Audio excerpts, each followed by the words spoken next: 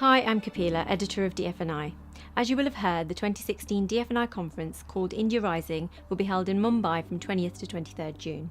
This year's event promises to be our best yet, as we'll be taking a detailed look at the expanding and complex market of India.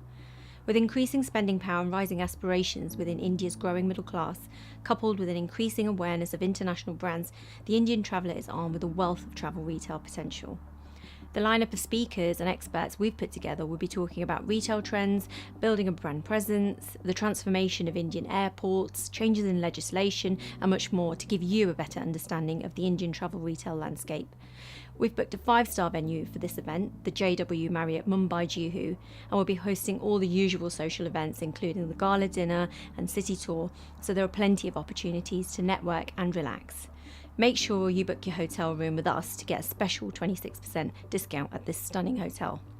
So register today to secure your place at the DFNI India Rising Conference.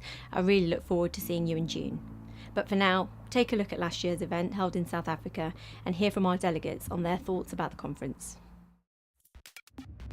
South Africa is a continent, not a country. 100 people who, over 3 days get to know each other, and that's why I support this conference. It's the right platform. It's got the right amount of people and delegates and speakers. We're delighted that DFNI came down to Africa. Of course, the networking is the best part of a conference. And the networking here is just the best. On the first night, I met something like 10 people I'd never met before who operate in Africa, and that's a great start to a conference. It's been a big event.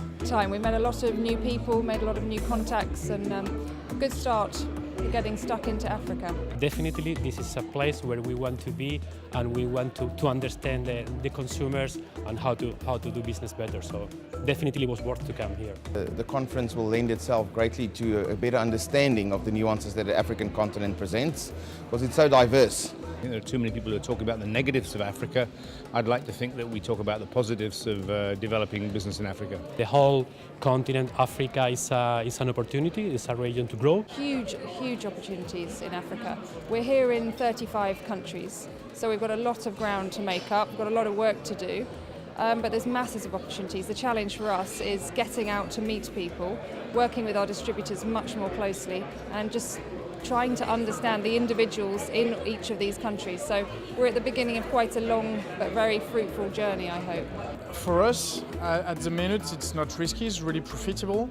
It's a fast-growing area, and the sales on the African routes are really good. I'm sure there is challenges logistically, politically, economically, and from a health perspective.